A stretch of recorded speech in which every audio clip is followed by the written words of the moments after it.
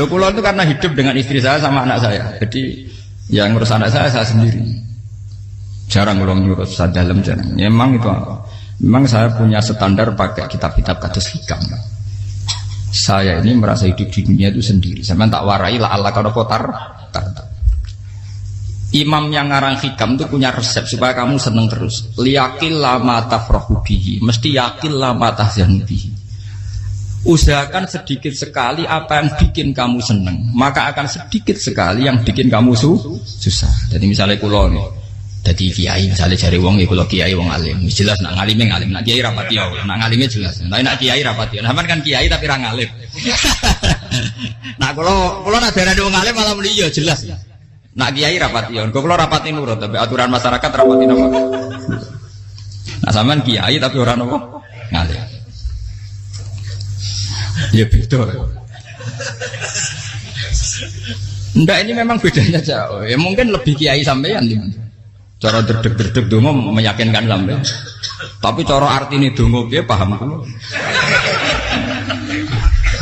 Lha boten iki nyata, sampe rasa tersinggung. Napa barang-barang napa? Nyata. Nah, kulo sering ditakoki kiai-kiai masalah. Resepnya apa jenenge? Kok jenengan ra tau susah dal kita ra tau wiridan atau mau sisip. Resepnya ilmu itu gini kata hikam. Ulama yang kayak hikam tuh pernah ngarang kitab tuh saking syukurnya entah saking angkuhnya terserah ngomentari. Kamu harus yakin bahwa di sisa hidup Anda itu tidak akan maksiat lagi. Sehingga kalau kamu ditakdir maksiat, anggap saja akhiru maksiatin kudirat alaika. Anggap itu yang Siapa yang menganggap mohal bahwa dia tidak akan dosa sampai mati, berarti menganggap Tuhan itu lemah. Karena cara berpikir kita kan bayangkan hidup itu 40 tahun lagi. Misalnya saya sekarang umur 40, bayangkan umur kadang 4 tahun meneh. Sampean misalnya umur selawe, bayangkan selawe tahun meneh. Sehingga menganggap dalam durasi selawe tahun kok orang maksiat kan mohal. Apalagi sampai sudah tahu maksiat itu bakatem, paham? Ya maksiat ya kelas-kelasan, nak bikin pacaran. Nak wong iso omah yo nakal, nak sing setengah soleh ya berbau proposal ya sesuai kontaknya DWD. Itu kan urusan masing-masing. Ya itu kan urusan masing. Wae waktu sabu ala wong ngene ora ana sing roh wae waktu sabu. Ala. Rombongan wali songo, mbok kangen wali songo, mbok golek selisih wae napa? Alam. Sing roh pangeran piyap. Mbok kangen wali, mbok golek selisih margin. Niku pokoke wae napa? Ya itu kan urusan jenengan mbek pangeran to, mboten urusan kula. Tapi tetap saya sebagai ulama mengingatkan, niat itu ditoto. Begini, ulama dulu tuh ngitung hidup itu hanya 2 menit 2 detik. Sehingga dia ya gampang saja. Kayak Imam, kayak Kanjeng Nabi itu, ya Rasulullah kenapa tidak menyediakan makan untuk besok? Loh, saya itu tidak yakin, kalau hidup saya sampai besok. Ya sudah begitu cara, ya sudah tenang saja. Kalau sampean kan bayangkan hidup 4 tahun lagi, 5 tahun lagi, sehingga arah mangan ya wedi tenan. Padahal bolak-balik zaman cilik arah mangan tetap ya wedi. Jadi cara berpikir Nabi itu begitu. Begitu juga cara pikir sahabat, cara pikir ulama-ulama yang waras itu begitu. Loh, saya itu pernah melarat di Jogja, zaman pertama merantau itu kalau santai saya bilang, Gus kok tidak punya beras nih? Tapi apa yakin nak sesuk urip Pak? Kowe buta mangan sesuk, anak sesuk ijek napa? Cara berpikir ulama itu begitu. Sehingga melihat maksiat juga gitu. Alhamdulillah aku ijek urip 1 detik, 2 detik, 2 menit. Sehingga hidup. Dan itu sudah cukup untuk lafadzkan la ilaha illallah. Makanya kata yang ngarang hikam, betapa murahnya Allah. Surga itu hanya bisa dibeli dengan 2 menit. Karena surga itu senilai la ilaha illallah. Miftahul jannah la ilaha illallah. Itu cukup 1 menit. Berarti surga itu regane mau 1 menit. Dan karena dia nganggap hidup itu 1 menit ke depan, la ilaha illallah, ya sudah. Dia ngitungnya hidup itu per menit. Kalau sampean kan enggak, per 10 tahun, per 20 tahun. Sehingga kriminal betul, cara pandang sampean itu kriminal betul. Sehingga bayang kudu di duwe, kudu di bojo, nak kiai kudu di pengaruh. Lah kalau saya enggak. Saya meskipun enggak sehebat itu, tapi mewarisi keilmuan mereka. Jadi misalnya saya jadi ulama, itu bayang di santri mau sitok. Islam kok kayak Ahmadiyah ya gitu saja.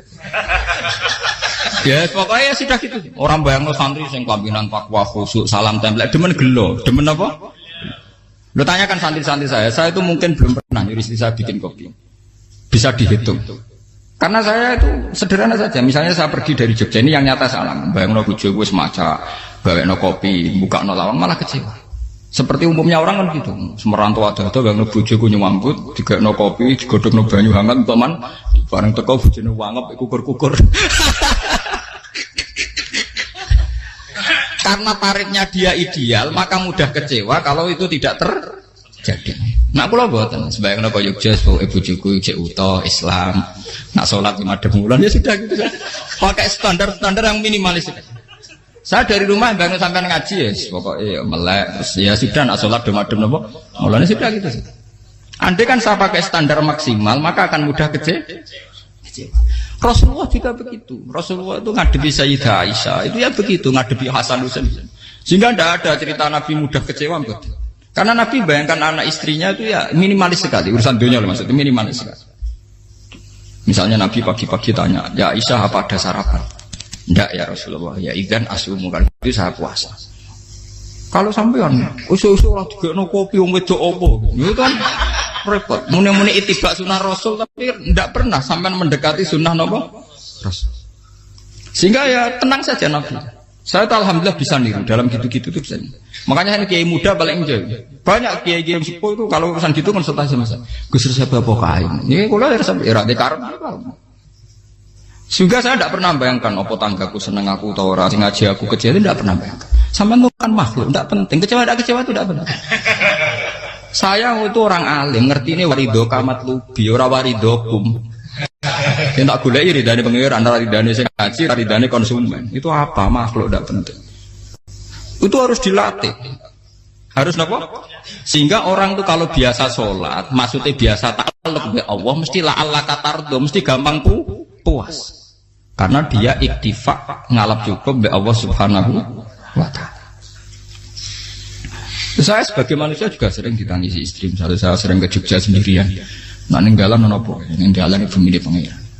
Misalnya mati ninggalan ya paling aku mau ngapain nih suaraku. Paling uang nangis gue kegiatan. Bukan apa. Ingin saya bahwa konstitusi ulama itu masih iktimat Allah. Kalau kita kan enggak. Cara berpikir kita ngaji itu ideal sing ono podium, sing ngaji kelaminan takwa kabeh, ketunan kaji kabeh, diluk kabeh. Kita akan pakai standar-standar yang dengan asumsi kita. Padahal Nabi zaman sugeng al iman hahuna wa yusiru ila qalbihi sadrihi salah. Iman itu urusan hati. Komitmen sampean be Allah Subhanahu wa taala. Nah ini resepnya. Makanya kata hikam liyakillah ma tafrahu bi. Mesti yakinlah ma tahzanu bi. Sedikitlah kamu gembira dengan satu hal, nanti akan sedikit kamu yang kecewa. Artinya misalnya kados kula sebagai ulama seneng kula niku kok ijek iman. Ya nggak kayak wong awam. Ya sudah gitu. Jadi misalnya suatu saat kula jatuh, yang ngaji saya gak semeneng dadi kupeding. Wong sing seneng kula bubar kabeh. Kula ya ora susah, miskola darah bener. Gus saiki jenengan ora sing seneng. Ya tenang saja. Sing ora seneng ya makhluk ora jelas. Dan status mereka tetap layaduru walayang. Ini harus dilatih. Sehingga Nabi itu ya meskipun beliau itu perang, sahabatnya meninggal, ya tenang saja. Nabi cara berpikir yang meninggal mereka mati syahid, yang masih hidup dianggap berpotensi melakukan kebaikan. Sama tak warai resep-resep dari Rasulullah Shallallahu Alaihi Wasallam. Saya ini sebetulnya memaksa, menjelaskan ini maksa, karena saya inginnya jadi ulama yang kayak umumnya orang, tidak ideal amat. Tapi kan saya ditakdir ilmunya itu ideal, jadi terpaksa saya jelaskan. Tapi kalau perilaku saya tidak akan ideal. Soalnya ngawur, saake mari hufuri pengiran nganggur bolak-balik cerita. Ada seorang wali, karena dia wali itu doa di multazam, ya Allah saya ini minta satu hal. Karena dia wali maka tidak minta uang, tidak minta jabatan, minta engkau takdir saya tidak pernah maksiat. Itu kan bagus sekali, minta doa ditakdir gak maksiat kan ada. Dari pengiran malah Syafi'i. Fa'ena ada ukufran. Karena tahu maksiat malah sifat ghafurku tak ada kondi. Gambarnya pengiran ini sifat ghafurku rak nganggur. Malah tidak ada orang selain Nabi kecuali ditakdir tahu maksiat. Dan sifat ghafurnya pengiran efektif. Amin apa? Lara sampean kan ghafure mbok kabeh. Dadi karek sadidul ikop. Karena maksiate sampean sering. Jadi sifat ghafure wis berlaku aktif. Saya karek nunggu sifat sadidul ikop. Paham ya? Itu beda dengan wali-wali. Sifat sadidul ikop mau aktif, mereka tidak punya dosa. Malah pangeran bingung gak kok sifat ghafure. Apa tak dakoki ghafur ora tau dosa. Didakoki sadidil kok gak tau maksiat. Jadi pangeran malah sing bingung. Nak kowe ora tau maksiat ghafur kok tak dakoki. Kok ora tau maksiat wong iku ora tau apa? Didakoki sadidil kok gak mungkin atau maksiat. Lah pangeran ape dakok ghafur kan syaratnya dosa sik. Sampeyan kan walian. Ghafure wis dientekno. Keseringan kepake, paham ya? Karek nopo? Karek sadidil ikom. Ya itu memang standar Tuhan. Semua Quran itu kalau menyeritakan gitu. Nabi ibadi anni anal ghafurur rahim. Kawulaku ceritani aku ghafurur rahim, tapi yo ceritani wa anna adabi wal adabul alim. Jadi nabi ibadi anni anal ghafurur rahim wa anna adabi wal adabul alim. Kalau Nabi Ibrahim, Nabi Muhammad inna rabbaka lasari'ul iqab. Pangeran cepat nyiksane, tapi wa innahu laghafurur. Jadi dua sifat ini pasti aktif. Dan tentu ulama itu senang sifat ghafur itu ya meskipun aktif, tapi mereka tidak pernah ngambil fasilitas sifat nopo. Kula baleni malih. Sehingga kayak Sayyidina Umar radhiyallahu anhu ketika beliau pertama jadi khalifah, ini cerita di kitab Hayati Sahabat. Pertama dia jadi khalifah, orang mengira dia akan ngomong hal-hal yang besar, visi besar tentang negara, visi besar tentang izzatil Islam wal muslim. Tapi ketika Umar pertama pidato begini, ayuhal muslimun ayuhan nas, ana, jari kata Sayyidina Umar, ana hulamun min bani Makhzum, akulu min kholati. Saya ini pemuda dari Bani Makhzum. Kecil saya bisa makan karena bulik-bulik saya punya kebun kurma yang kalau saya memanen diopahi beberapa biji dan itu menjadi kuti wahayati, menjadi saya bisa hidup. Terus wassalamualaikum warahmatullahi wabarakatuh. Orang itu penasaran semua. Orang jadi khalifah pertama dibendem jadi Amirul Mukminin, pidatonya ngenang masa kecilnya ra kelar mangan, kelare mangan mergo buruh bulike. Paham ya? Ngondoh kurma terus dikai tamarotin, beberapa kurma sing dadekno iso dan itu saya pakai sampai ketemu Allah Subhanahu wa taala saya pakai. Misalnya sekarang saya mulya, misalnya kalau dibilang mulya ya ana sing nyucuk, ana sing husnudzon, ana sing hormat macam-macam sawangane. Itu bodoh sekali kalau saya menikmati itu, bodoh sekali. Paling banter nikmati dicucuk dihormati itu apa? Tapi kalau nikmatnya bisa makan saat itu tuh nyawa. SBY jadi presiden prestasi, Gus Dur jadi presiden prestasi, tapi umpama presiden tetap mangan. Prestasi tertinggi ada bisa makan selisat dirumki gojogonyo. Makanya Umar mengingatkan, sebetulnya nikmat tertinggi saya itu tidak saat saya jadi khalifah, saat itu kok aku iso mangan, cara gak aku mati. Paham ya? Jadi itu luar biasa. Kita ini kan menjadi angkuh karena ngitung nikmat itu yang besar-besar, punya prestasi, punya. Kalau saya enggak ngitung nikmat itu kelar mangan gak mati, kan gampang. Sehingga saya tidak mudah kecewa karena tarifnya minimalis, gak gampang apa? Jadi misalnya kalau kapan-kapan kok berhubung, Gus ini Tuhan rasanya jangan ngeten-ngeten. Oh makhluk itu ya gak apa-apa. Kalau distatuskan kiai kan seakan-akan ngomongnya sakral, seakan-akan mandi. Tapi nak tak status, oh makhluk itu ngomong-ngomong ya sudah kan. Menjadi kan sudah distatuskan sebagai apa? Makhluk. Tentu makhluk statusnya la yadurru wala yanfa. Di sini ini penting. Orang-orang ahli tauhid tentu tidak punya kesusahan. Innalladzina qalu rabbuna wa tsummas taqamu. Itu mesti tidak ada kesusahan sama sekali. Misalnya ulama-ulama dulu mau mati ya tenang saja. Mati kedua itu mati paling menantang ya, menyenangkan sekali. Karena mati yang seru itu mati zaman Al-Adam. Misalnya saya kelahiran tahun 70. Tahun 40-50 kan belum ada saya. Itu mati yang sejati karena Al-Adam. Kenapa? Al-Adam tidak ada. Mati yang nanti itu mati yang petualangan karena saya mati setelah menyaksikan kekuasaan Allah, setelah husnudzon sama Allah, sehingga mati yang menuruti kerinduan akan ketemu sang kekasih. Makanya Jalaluddin Ar-Rumi ketika mau meninggal dan orang-orang muridnya nangis, dia marah-marah. Hei murid-muridku, betapa bodohnya engkau. Saat kayak ini yang saya tunggu, saya sudah menyesal berpisah sampai Allah dat tak senang. Aku kecewa waktu makhluk-makhluk koyo kowe. Saiki wis wayahe aku goleki kholik dat tak senengi malah mbok tangi. Cek bodone kowe. Saat-saat sing tenteni malah mbok tangi. Betapa aku lamanya menunggu kematian ini. Mergo hidup itu keterpisahanku mbek Allah, kemen ketemu kowe. Malane Jalaluddin Rumilah yang mengistilahkan mati itu malam pengantin. Makanya fal'an awanus sirok minkum wa awan wisol habibi. Ini saat yang indah karena ketemu dengan berpisah dari makhluk-makhluk yang tidak penting menuju sama habibi kekasihku. Jadi dia misalkan mati itu malam pengantin. Semenjak istilah itu populer sehingga di Jawa ana ngipi dadi nganten takwilane mati. Itu filosofi sufi, ya filosofi napa? Lah niku tenan. Begitu juga sahabat-sahabat dulu. Bilal mau meninggal, anaknya udah nangis. Bilal lagu ya. Ditanya sama anaknya, kenapa anak-anak kamu nangis? Dan jenengan badhe kapundhut. Aku malah seneng nang mati. Hudan nalqal akhibah Muhammadan wa hisbah. Aku nak urip ketemune mbek kowe terus. Malah nak mati ketemu Nabi Muhammad. Hudan nalqal akhibah Muhammadan wa hisbah. Nah, dengan cara pandang begitu maka hidup itu enjoy saja. Ya saya sebenarnya keberatan pakai kelas ini, keberatan karena saya harus ngulang sampean-sampean itu. Ya makanya potensi kayak saya tentu mengurangi jadwal ketemu. Makanya saya mohon kalau tidak penting itu jangan sungkan. Anggap saja itu bagian dari hormat saya. Ya minimal sampai misalnya di dua saya ketahui gue jajan pentolan lah apa mau gue suwan bareng malah repot. Gue ganggu uang anak peleleran pak. Nah misalnya sampai kepentak kok hukum, uang nak pinter, hukumnya takokan ya ringan, takok kita tanggam paling bisa. Karena pertanyaan yang ringan tentu ya ringan-ringan saja kan. Gak perlu kiai kali ber. Sampeyan ora usah GR. Kalau pertanyaannya angel Gus gak ono sing iso jawab. Wong nak ra alim tahke, ku pertanyaane ya ora patimu itu. Iku wis kangelan ngoten. Ini mboten ngenyek tapi padha enak. Padha napa? Makanya kalau latih. Jadi hikam sendiri itu ada manhaj, ada metode. Kalau orang supaya tardo, liyakil lama tafrohubi, yakil lama tahsen. Anak saya itu kalau habis main pulang, itu saya senengnya pol. Istri saya pernah jangan.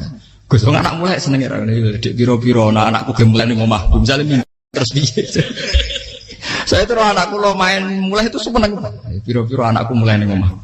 Dipanggil anak saya bapak itu senengnya sak boleh. Biro-biro ono sing manggil bapak. Jadi saya pakai standar minimalis. Saya tidak pernah pakai tarif. Dia anak yang ideal dihormati orang. Sampai anakku sujud nih pangeran, ngerti pentingnya mau tasbih. Makanya anak saya tak namakan tasbih semua. Itu ya sudah selesai. Saya tidak pernah bayangkan anak saya jadi kayak besar dihormati juga. Mari gampang kecil. Ya, sekolah kan Sayyidina Umar. Saya pemuda dari Bani Mahzum. Yang kecilnya bisa makan karena buruh bulikku. Akal tuh tamarot. Wah itu saya baca tuh nangis betul. Betapa hebatnya Sayyidina Umar. Mengingatkan ulang bahwa nikmat tertinggi itu ya makan. Karena makan kaitannya nyala. Orang jadi bupati, enggak jadi bupati tetap makan. Jadi kalau ngantin saya tarifnya minimalis sekali. Oh, kalau orang sudah makan gitu, lah Allah kata tertentu mudah sekali. Tapi kalau sampai tarifnya ideal harus di mobil, kudu sangune akeh. Masuk gue mobil gak sanggup akeh. Barang gue sanggup akeh, kudu gue penderek. Masuk kiri lu juga kok tanpa penderek. Penderek maju. Masuk orang kena dikeloli, jadi malah repot. Akhirnya gue mau ngaju. Harus selingkuh dari sing itu perkara meneh. Mau ruwet nuruti tahapan-tahapan duniawi makanya resep kalau ingin itu kon sholat. Maksudnya sholat itu dihayati secara tauhid ya. Dihayati secara tauhid. Misalnya inna sholati wa nusuki wa mahyaya wa mamati lillahi rabbil alamin. Itu akan pasti Allah katar, pasti mudah melihat alam ini ridho. Ini satu sekelumit dari resep orang ulama yang saya meniru beberapa di kitab Hayati Sahabat, di kitab Hikam, dan meniru terutama semuanya sanad dari Rasulullah Shallallahu Alaihi Wasallam. Makanya suatu saat Nabi itu kagum. Abdullah bin Mas'ud itu jalan dan dikawal oleh beberapa malaikat. Terus Nabi itu heran. Ya kenapa itu selalu mengawal kamu? Kata Abdullah bin Mas'ud, ya Rasulullah, inilah akhtu khutwatan illa wa azunnu alla akhtu wa ukhra wa ma aqaltu luqmatan illa wa azunnu alla alqamu ukhra. Saya itu tidak pernah melangkah kecuali saya tidak pernah yakin apa betul saya bisa melangkah lagi. Jadi perlangkahnya itu dia iktimat Allah. Dan saya tidak pernah mengunyah satu kunyahan kecuali saya tidak yakin apa betul saya bisa mengunyah lagi. Setiap kunyahnya tetap semuanya ada bismillah. Semua itu atas nama pertolongan atas kata Rasulullah. Orang kakak, andaikan saya ada nabi terakhir itu jadi nabi. Jadi kemana? Makanya dulu Nabi itu sering ngendikan, adekan orang-orang kayak gitu itu ada nubuah, tentu mereka punya derajat napa? Nubuah. Jadi tidak jadi Nabi tapi punya derajat napa? Nubuah. Lah orang yang cara berpikir gitu tentu tidak khawatir apa yang hilang dari dirinya, karena dia berkontrak dengan Tuhan hanya per menit per detik. Jika mempunyai resep al-mu'min yusiru sana Allah ayakuna li nafsi dzakiron. Seorang mukmin yang sejati tentu kontaknya dengan Allah Subhanahu wa taala dan dia tidak pernah ingat dirinya sendiri. Kayak sampai napas umat tapi Allahu Akbar, Allah Maha Besar, subhanak. Selalu ana wong ngrasani termasuk lali utange barang iku. Tapi yang jelas kan menjadi enjoy dengan dirinya sendiri. Paham ya? Menjadi enjoy dengan dirinya karena dia tidak sering punya kontrak dengan makhluk. Nah ini maksudnya ala kamu. Janganlah ala kata kamu pandang. Apa nak sholat terus kabul kajati. Apa nak sholat terus untuk duit ya ber. Karena cara pikir iso aja nak duit ya. Dan ini resep ya. Dan resep ini dari ulama-ulama yang istinad ila Rasulullah Shallallahu Alaihi Wasallam. Karena kalau Nabi itu memang cara pandang. Aisyah itu pernah ditanya. Ya Aisyah, saya ini ingin makan. Apa daging yang dari sahabat ini masih? Wah ya Rasulullah sudah habis karena tak kasihkan tetangga. Itu Nabi tidak marah-marah, malah bilang, kamu benar Aisyah. Biru yang kamu kasihkan tuh yang masih. Kau nak daging dipangan dewe kadang nuruti nafsu. Nak dikekno wong sudah kau nuruti perintahnya pengen. Jadi kanjeng Nabi beneran Aisyah. Daging ijek. Mau kalau nanti yang malah ijek. Sing bogo sudah kau malah sing ijek. Cara berpikir Nabi itu begitu. Tapi tahu-tahu disederhanakan sunnah Nabi serbanan. Lah itu kan ya memang itu bagian dari sunnah Nabi, tapi sunnah seharga 10.000. Paham ya? Ya monggo mawon sampean sunnah Nabi serbanan gitu, tapi itu sunnah yang bisa dibeli dengan murah. Hakikatnya sunnah Nabi itu rata-rata bentuknya perilaku, napa? Sampeyan delok dawuh Aisyah tengene tiba berjanji. Kana khuluquhul Qur'an wa shimatuhul ghufran yansahu lil insan wa yafsahu fil ihsan wa ya'fu 'anil dzambi idza kana fi haqqihi wa sababi. Kana khuluquhul Qur'an, Nabi ku akhlak dasare wis kok Qur'an plek. Urusane akhlak. Wa shimatuhul ghufran, ciri utama sifatnya Nabi gampang nyepuro. Yansahu lil insan. Dan Nabi punya niat baik pada seluruh manusia. Wa yafsahu fil ihsan, sering melakukan ihsan. Lah nek sunah Nabi ngoten kan luwih sering kula Quran ya wis hafal mulan. Wasimatu kufron kula gampang nyebut sampean ngaji angop ora tau tamu. Yang sahulil insan kula bedina nate tiyang mulan. Wa yafsahu fil ihsan tak ge gampang. Kula mulan ora tau. Itu sakmene kudu podium kudu wong dilo ya ora. Pokoke akhir kiamat dia ya madhep mulon ya sudah. Loh itu kan dawuh Aisyah ketika ditanya kaifa kana khuluqu Rasulillah. Dan itu semua dijawab oleh ahwal, oleh sebuah perilaku. Tidak ada Aisyah jawab nganggo atribut. Oh Nabi itu serbanan. Tidak ada itu. Memang itu sunnah ya, satu itu sunnah kan jangan salah paham ya. Tapi itu sunnah yang tidak dijawab oleh Aisyah. Sunnah yang sampean jawab sendiri paham. Aisyah yang istrinya Rasulullah ketika ditanya kaifa kana khuluqu Rasulillah, beliau jawab kana khuluquhul Qur'an wa simatuhul ghufran yansahu lil insan wa yafsahu fil ihsan. Semuanya akwal wa ya'fu 'anil dzambi idza kana fi haqqihi wa sababi wa idza dia haqqu wa lam yakun li ahadi marra'ahu badihatan haba wa idza ta'ahul miskinu ajaba yaqulul haqqa walau kana murra wa la yutmiru lil muslimin fisyaw waladur. Semuanya itu akwal, satu perilaku sosial.